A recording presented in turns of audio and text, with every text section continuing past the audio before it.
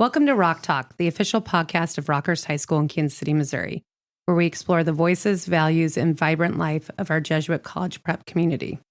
Hosted by the admissions and marketing team, each episode features conversations with students, faculty, alumni, and special guests as we share stories of academic excellence, faith formation, brotherhood, and service. Whether you're a prospective family, a proud alumnus, or simply curious about what makes Rockhurst unique, this is your inside look at life at the Rock. Good morning. This morning, we are very fortunate to have three of our alumni faculty members. So they are alums of Rockhurst High School and have chosen to come back and teach at Rockhurst High School, specifically in our theology department, which I think speaks volumes to the formation process that they've received at Rockhurst and how they've chosen this vocation for their life. As you can probably hear, I'm solo today. Steve is out. He has recently taken a leadership role in our Black Student Union, which is great. We're currently in activity period as we speak. So if you hear a little rumbling outside the studio here, it is thanks to our very vibrant campus life. So why don't we get started, guys, with you introducing yourself. Ryan, why don't you start? Thanks, Beth. Yeah, my name is Ryan McAnany, and class of 2012. I am married to Moira. Shout out to Moira and my kids, Beatrice and Patrick. And I'm the son of Patrick McAnany, class of 75, and Mel, and went to University of Dallas and graduated there with a degree in history. And then I came back here in 2017. I've been teaching English and theology ever since then, and got my master's from the Augustine Institute in 2023. Go Hippos.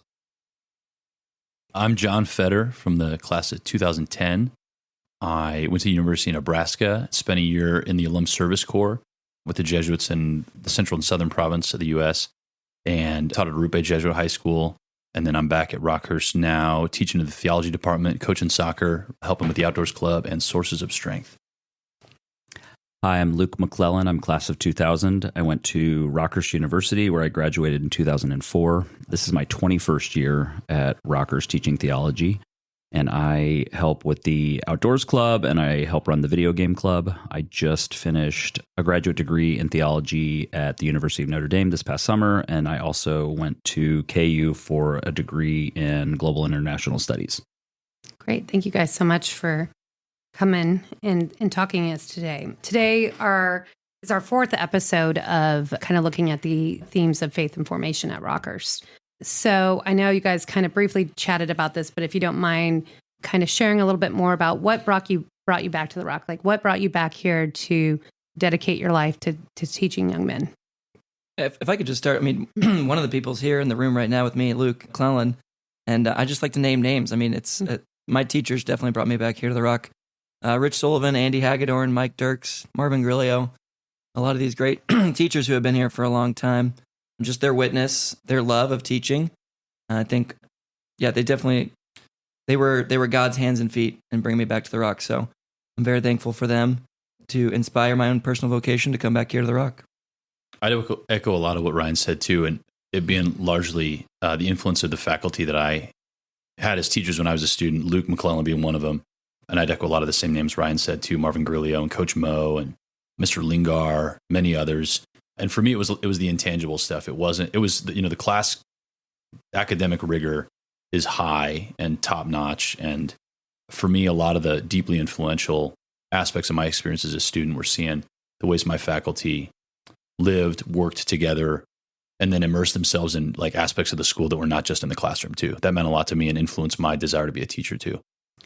Mine was a little different. I was very good friends with, and I still am good friends with, Scott Hendrickson, who is the interim president out at Regis University right now.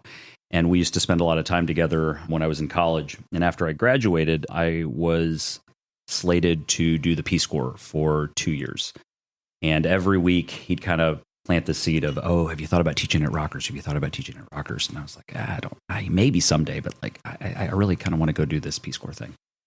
And over time, he kind of kept poking at it, and I kind of had delayed my departure date for that. And so I reached out to Mr. Hagedorn, who recently passed last year, a good friend of mine who I kept in touch with during college. And he very, very quickly reached back out and said, "Hey, we've got an opening in theology," which was not my background area to start. The plan kind of was for me to come in and teach English after a year, teach theology kind of in the interim. And as it turned out, I really liked theology. I had a minor in it to begin with, and then I ended up going on into advanced studies, but I've been doing that ever since. So it's kind of how I ended up here. I think that's really interesting. All three of you, mentioned Andy Hagedorn, who passed away, like you said, last year. One of the things that I was really marveled at being here in my first couple of years was watching Andy sit outside our office in the Pesci atrium, sitting there. And the first couple of times I just kind of noticed that he was sitting there. And then I started to notice that his alumni, so the people that he had taught, would come during their workday, maybe their lunch break, and come and sit with them and chat, or go for a walk kind of around the second floor and chat. And to me, that is the example, the type of educator I want to be, where I feel like I'm contributing enough to young people's life that they feel compelled to keep me in it. And that's been a really great thing about working at Rockhurst, I'll say, is I've gotten to see some of my kindergartners graduate from high school, which is, not a lot of teachers can say that, it's kind of a cool thing. Okay, so our first these four episodes center around faith and formation, specifically at Rockhurst. So as you guys think in the context of what you do for a living, teaching theology, I think some people would say there's an obvious connection there, right? That faith and theology go hand in hand. But when you think about faith formation and the theology department specifically, what does that process mean to you? What do you think in our curriculum and the way that we conduct our studies in theology kind of leads to that formation, that deepening of faith with our students? There's a lot to be said about that question. Yeah, it's a deep one. I think so, specifically in the theology department, where the academic coursework that we're talking about is largely like Catholic theology or an offshoot of it philosophically or scripturally or linguistically, what have you. I think the word formation is critical because we have a lot of students. Most of our students are of a Catholic background, and in the high school context, we get to deepen or take a greater deep dive into the truths of the faith on an intellectual level, which is a great gift. And we have a huge, immense history of intellectual depth in the history of the Catholic Church. Pursuing answers to big questions about existence and God and morality and afterlife and human relationships and meaning and justice, et cetera, et cetera, et cetera. And we get to take a deeper look into those things, at the high school level for students who already come from a Catholic background. And that's a great gift, I think, to those guys and to the community. And then the formation side, I think, applies to both those students who are Catholic and those who are not, or in a special way in that, there's a lot that someone who's not Catholic can learn from the truths of the Catholic faith too, and of what it takes in an academic sense to study these things. So, like what the Catholic Church has to say about moral practices and the sacraments and about human history and human relationships, there's a lot to offer. And so, number one, the content itself speaks with great depth about important questions. And then I think you have to train your mind to study these things in a different way if you want to actually do it.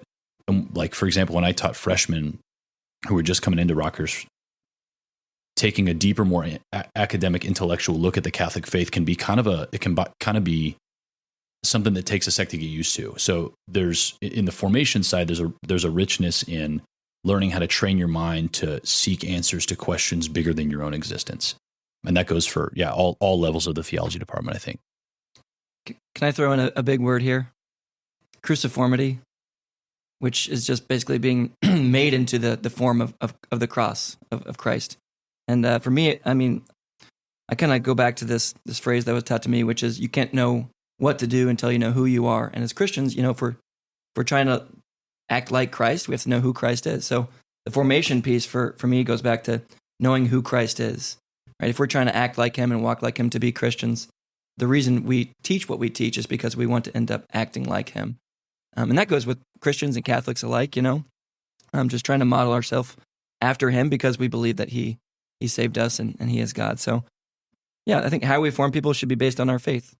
And sometimes that gets lost, I feel like, in translation here at Rockhurst, where we're all about brotherhood and service and leadership. And the reason we do those things is because we're looking towards the form of Christ.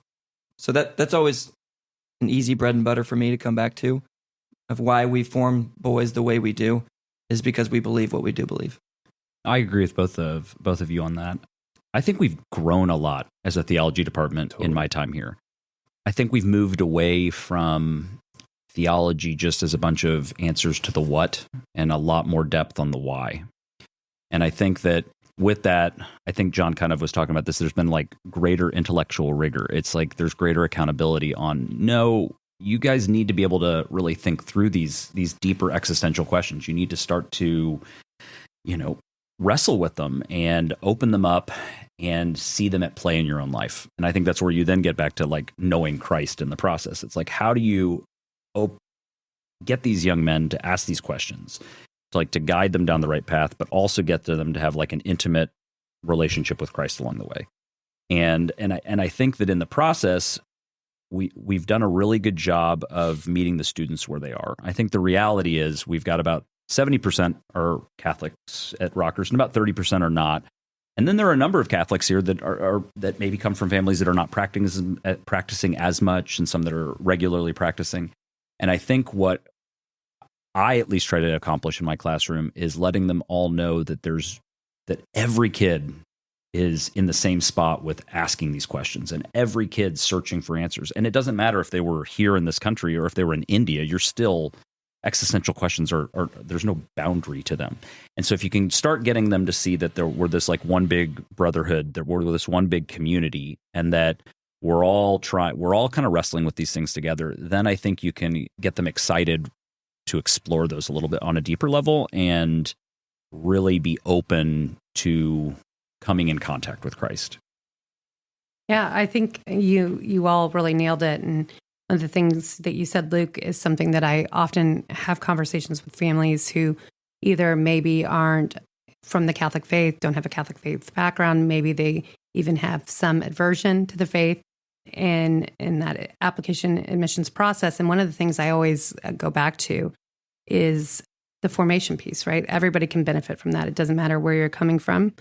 I also think the idea of learning to have constructive dialogue, to be able to talk with people who have different values, that maybe have different viewpoints, it's really important. And it's not necessarily a skill that's taught in other classrooms necessarily. And I think that that's the unique aspect of having theology be a part of our core classes here, is that it teaches students to ask deeper questions, to listen better. That's one thing that I've really enjoyed about Ignatian spirituality, is this idea of being an active listener and hearing people, not just listening, really hearing people and then responding. I think that's a really important quality that gets brought out in not only the theology department, clearly, but also in our pastoral department, in our retreat programs, in our service environment. I think there's just a lot of great formation that happens there. Okay, so for the people that are not familiar with theology, the theology department at Rockhurst, can you kind of walk me through the 4 years of theology at Rockhurst? I think that the person who's been teaching here the longest should have to do that. The first year now, we've switched to Scripture. And so we're really getting into sacred Scripture as the boys begin high school. The next year, we get into sacred tradition. So it's a little bit more exploring what the Catholic faith is, the sacraments, and understanding kind of some of the history of the church. Junior year shifts, we get we start to look at not just theology, but philosophy. So the first semester, every one of the boys is taking a morality and an ethics course, where I think we do a really great job of getting them to start to understand why we believe things are morally appropriate or not. And then the second semester, they have kind of their first option to kind of go one of two different directions. And one would be our ecclesiology and world religions class, which looks both at kind of the formation of Christianity and looking at Christian history, so that you'll look at not just the Catholic faith. You might look at Protestantism or the Orthodox faiths, denominations, alongside the other world religions. And then the other course, which Mr. Feder's teaching next semester, would be the apologetics, the faith and reason class, which is, again, really looking at the arguments for our faith and answering some of these big questions that are asked of Catholics. And then senior year is Catholic Faith and Practice. That first semester course really is social justice. And then the second semester is again faith and practice, but it's a vocation course. So a lot of that course is spent on looking at married and family life, because most of the boys will likely end up married with a family. But some will be called to holy orders. Some might be called to single life. And I think we explore all the different callings God has for us and what that really will look like as they head out into the world. Yeah, and I really like the flow of our theology classes, kind of going from theology to philosophy to morality to ethics, kind of building on itself. And then your senior year, I mean, the idea is that you've not mastered those things, but you have the foundation to start making your own decisions about life on your own vocation, and then also living in community or in a society with other people. So I'm also really impressed with the textbooks that we've had. Last year, I got the chance to teach a little bit of the junior class, and I was just blown away by how great the textbook we have is. And I don't know how lockstep it is with the Catholic faith and Christian faith as well, but they just make sense. The textbooks make sense. So I'm happy to be using those books. And obviously the textbook for the scripture class is the Bible. So that's a good one to have. Yeah, we've put a lot of intentionality into forming and adjusting and placing where it makes the most sense, placing those classes in sequence. And there's been some kind of robust revisions done over the past 10 years to that curriculum that I think have really benefited students a lot, and it made a lot of sense. And I would add too that one of the things I think we do a really great job of at Rockhurst is collaborating our theology curriculum with what is happening in the service side of the school and what's happening in the pastoral and retreat and liturgy side of the school. I think that's something that we kind of, for the well-being and benefit of the formation of the students, I think we do a really good job with that. Yeah, and as a pastoral minister, I can attest to that. It's good to collaborate, and it's also good to recognize the identity of the theology department is mostly academic and curricular, and then pastoral department is, for retreats and daily prayer life and that kind of stuff. And it's good to let each department do its own thing and also collaborate at the same time. And I think we do a good job of respecting each other's departments. So yeah, I think too, you guys touched on it, but one thing that I think David Laughlin actually said it in our opening kind of teacher professional development, the idea that Rockhurst never changed, but it evolves. And I think that that's exactly what I've seen in the theology department, even in the 7 years I've been here, is this very intentional look at what we teach, when we teach it, and how it benefits our students in their overall life. And so, I think you guys should be commended for that. And in a lot of our departments should be commended for that, because I've seen revisions in every department over the time, and really looking at how's our curriculum serving our students, not vice versa. Yeah, if I could add to that, I've really enjoyed thinking about the analogy of a ship.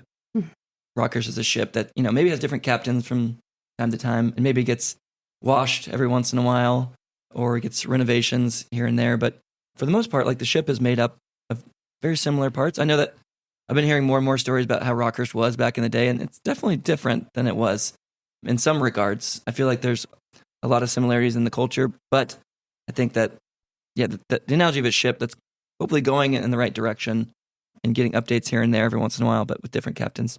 It's a good analogy. Okay. Why is this idea of faith formation so essential to the Rockhurst experience? As both an alum and a teacher, why do you think that is such an important component of what we do here at Rockhurst? You skipped the best question. Oh, I skipped the best question. What's your favorite memory in class? I mean, you're giving the behind. Come on. I was going to say, and also you're giving the behind the scenes. We act like you guys just know this stuff. No, I'm just kidding. We'll come back to that. I think we'll end on that.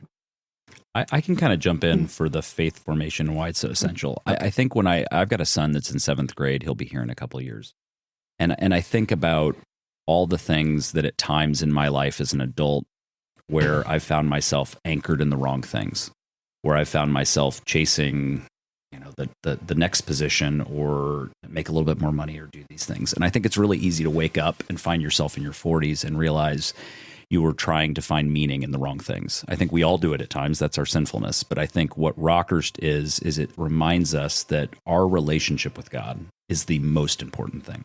At the end of the day, that's where true fulfillment comes from. That's what we're called to. I remember Dave Alvey, who taught here for 27 years, I want to say something like that, and was mayor of Kansas City, Kansas. Dave said one time to the faculty, we're here to save souls. And I think at the end of the day, that's true. We're here to point the kids to absolute goodness, and that goodness is God. And if to me, knowing my son will have that experience in this community, and that everything we do, whether you're playing on the football field, whether you're playing, you're out playing soccer, or you're running cross country, or you're doing theater or speech and debate or robotics, all of that is anchored in that same vision and that same understanding of why we're here. And so for me, I can't imagine a place I'd rather have my son, or any other young man for that matter. Yeah, and if I could speak to that, like, I feel like we've found more ways to show that we are anchored in Christ over the last 25 or 30 years. If you talk to somebody who only knew Rockhurst in the 90s, they're like, oh yeah, you can find God in sports and maybe the academics as well. But, at least when I came here and over the last 25 years, I feel like now we're anchoring, the arts to Christ, and we're anchoring STEM to Christ, or we're anchoring, all sorts of different things, clubs and activities, like the outdoors club, to Christ. And so I think Rockhurst, the way it has changed over the last 30 years, is you're finding more ways, to find God in all things. So I'm proud of our school for doing that.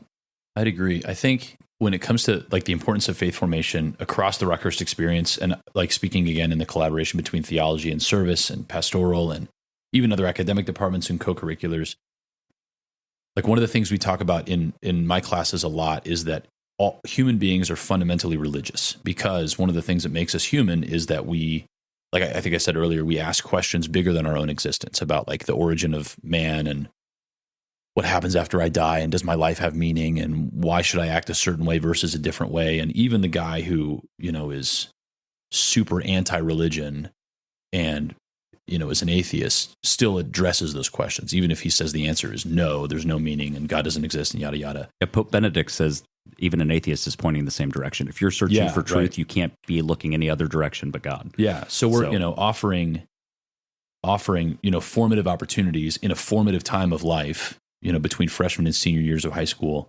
those formative opportunities intellectually, academically, collaboratively, relationally, co-curricularly, for students to kind of wrestle with those questions, and not only to engage with them now in high school, but to have something to fall back on later when those questions continue to come up, because they will and they do.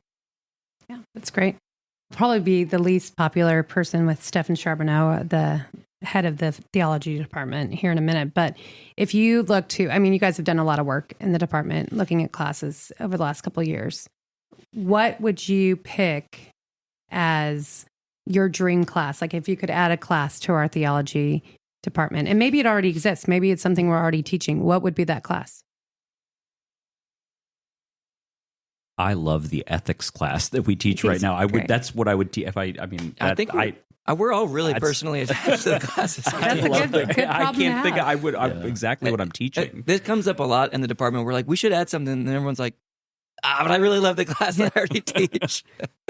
So it's hard. I had this as a note, but like, you could teach so much about the faith, and that's kind of the overwhelming thing. Is it's hard to know where to begin and where to end, because it's all connected and it all points towards Christ. And it's just really hard to pick things to teach, because, as theology nerds, we all love so many different things. Be like, do I really want to sacrifice one thing for the other thing? So it's hard. I'm sure we could all come up with ideas, but we all have different things we go down like personal rabbit holes on. Yes.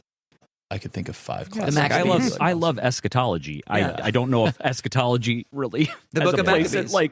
We need the book of Maccabees as a place whole, at Rockhurst, whole semester class. Yeah. I like to go down like that's a bold take. The Jesuit justice road of like, man, there's so many ways to apply the virtue of justice, and like environmentally and economically. Yeah. Scripture would be really fun to like deep dive in tangents about whatever. Anyway, I'm just ranting about. So I'm hearing that was our bell here. And these guys, I have to say, are full-time teachers. They're full-time moderators. They've got a very full schedule. So we didn't get to your favorite question, Ryan, but maybe I'll have to have you guys back on to talk about your favorite class memories here at some point. But I can just say 2. Yeah. From my time here at Rockhurst. Yeah. Cutting chicken sandwiches in half in class. And probably going to Nicaragua with Marvin Grillo. And from my time teaching here at Rockhurst, I would say going on Kairos retreats with my coworkers, driving around in the car, watching the boys run on Ward Parkway and coaching them, and just spending time with my coworkers, morning mass here at the chapel every day. those are the things that when I look back after having taught here for many, many years, I will look back very fondly at. I had a student duct tape a cell phone to his thigh back when they weren't supposed to have cell phones on their person. And that's a story unto itself for another day, but that's maybe one of my favorite memories. There. Yes, yeah. That's a highlight. It's a lot of antics, but A lot. Yeah. Mr. Feder, we'll go grab yours in. One last note. I think my favorite in-class moments are when guys recognize like how practical the truths of the faith actually are, and like how practical the teachings of Jesus really are. He was a very practical dude, and we think about it like very theoretically and like pie in the sky. Sometimes, like, to take the intellectual and really apply it in the here and now. I think seeing guys like recognize like, oh, this really applies to my life, and I can relate to this in specific ways. And my favorite way to like make sure that we can relate is in the realm of Kansas City barbecue. So I talk about barbecue an immense amount in my class. It's just the most carnal example. Yes. Especially the Z-Man sandwich. Yeah, So, this. if there's any reps from Joe's out there, I'm open for endorsement. You'd think that's all you talk about. There are no fewer based than on what the students 14 say. photos of Z-Man sandwiches in How my are you classroom not at this endorsed? current I think time. I put one That's my up at your question. desk. You did, yeah. I think I did. Yeah. I think this is a call out to them to endorse Mr. Feder. Hit me up. I mean, tying theology to barbecue, that's a difficult task. Oh, it's easy. We used to have Easy. Chick-fil-A for lunch like every other Thursday. Oh, Maybe we could do that was a lot of fun. Joe's. There you go. I'd advocate for that. There you go. All right, guys. Thank you again for taking time to speak with us today. I know you guys are very busy. We really appreciate it. For our next round, we are going to be talking to more folks just like you, actually. We're going to be looking at kind of the generations and traditions that have formed the school over the last, 100 plus years.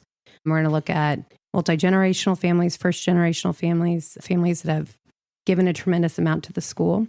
So I'm really kind of looking forward to spending our next 4 episodes really focusing on the people that have kind of built this place and made it the place it is, like the Andy Hagedorns of the world. And so thank you again for being here today. This is Rock Talk, and we will see you next week. Rock State.